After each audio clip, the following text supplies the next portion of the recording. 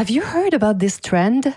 Employee advocacy, or when your employees become your ambassadors? This is what we're talking about in this episode. Bonjour, hello everyone. I'm Nata, host of the Nata PR School podcast. You're a successful entrepreneur or marketing manager and you're about to launch a new product or service, or you've been selling your goods for quite some time, but you want to learn how to increase your visibility, get known, and reach more clients? At Nata PR, we deal with real clients every day and we'll teach you simple, fun, and honest PR solutions. You'll learn easy steps to combine PR to social media right now. Keep listening and let's get started.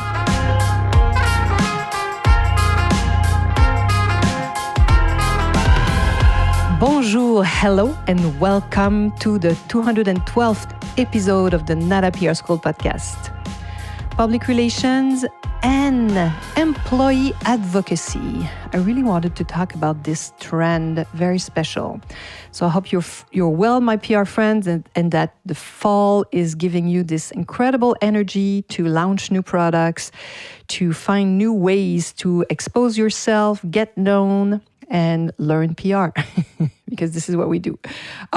So my PR friend, I don't know if you are familiar with this new trend, where companies leverage their employees to get the word out about their own services, sometimes product, or what's happening inside the company. So we're talking about employee advocacy.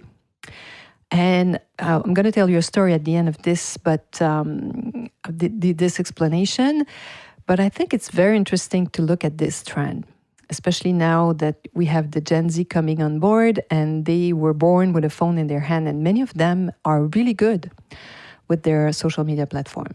So this is where you could use them. So the goals, I should say, are the same here as when you choose an outsider, an influencer, or even a different ambassador, right? Why would you use your employees? Of course, to inform, to educate, to raise awareness, to build trust, and yes, to attract potential talent.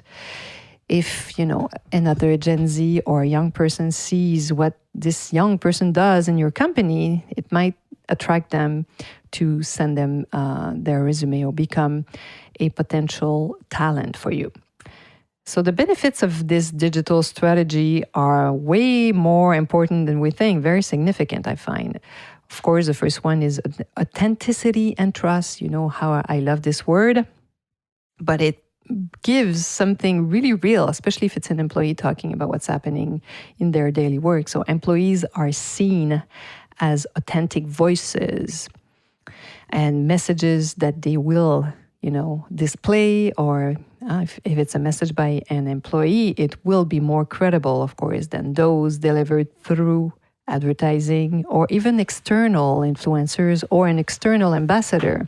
If it's someone really good in your company, it might be very interesting to implement this strategy. So that's the second point. The first point is authenticity. Sorry about this, first advantage. The other one is internal engagement. So these employees might feel very motivated by that. So this approach increases employee engagement, their sense of belonging, right? They become natural spokesperson. They might become very proud to promote their company, especially if they do something that it's not well known. So they broadcast their own profession. Could be extremely interesting. Number 3, extended reach. Of course, employees can reach different and often more targeted audiences than the ones that the company has, the marketing or the traditional marketing channel, of course. So for training and tools, some companies do train their employees for that. So it could be an extra motivation for an employee to learn more about how to create videos, how to create better content, etc. So it might be very interesting for them. 5, many companies now measure the impact. The impact is there. And some of them have very specific KPI, such as social engagement, generated web traffic, or even conversation rates, or how many, if they increase their sales through this strategy. I don't know if you know, I've mentioned it in a few podcasts. I very often listen to the French news bulletin, the 20th hour on my tablet. I could watch it on my computer, but I use it on my iPad. I watch it on my iPad. My fiancé is French, so this is why I watch it. And more than that, I find it's extremely interesting. And this is where my story begins. I was watching it, and I saw that they were highlighting this trend, this very specific trend. It was so interesting, and I loved it because I'm like, wow, so smart. So the company even did a PR story out of this. So you know how I'm a big fan of combining PR and social media, because here I am watching this. Normally it's on TV, but I was watching it on my iPad. But this is an online trend that traditional media were talking about. So love this.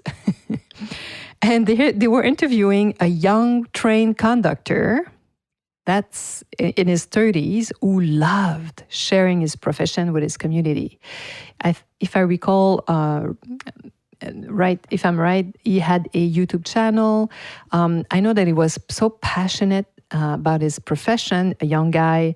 You imagine always old people conducting trains, but he was in his 30s and he was so passionate, so he loved sharing what he was doing on his daily work. And we even saw him doing some very, very elaborate videos where he was including scenarios with collisions, some that he had even experienced during difficult times. So it was very interesting.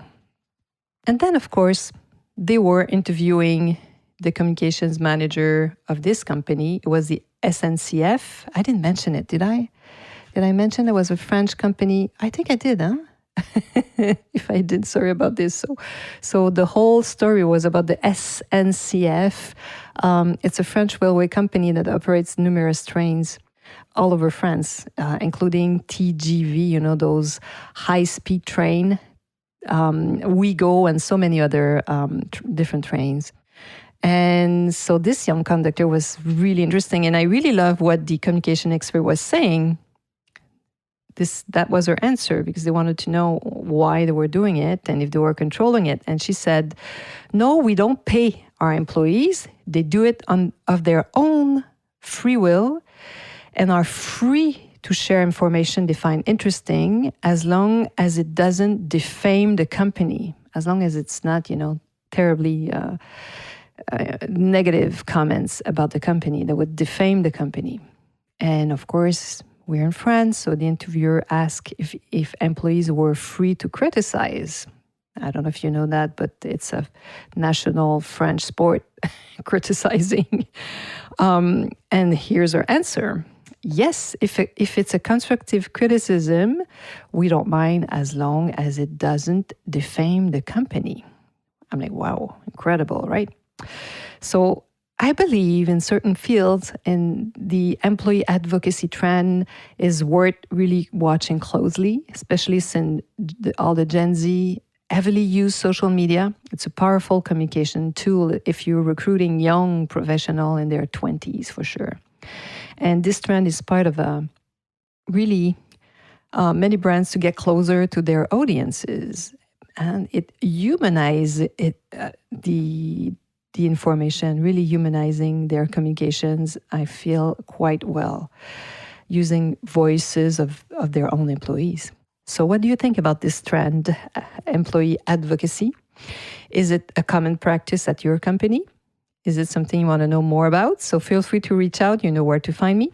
I'm there to help you. Nata@natapr.com. And check out our links below and go get our PR 101 and let me know what you think. And of course, more than anything, I hope you'll be joining me next week. À la semaine prochaine.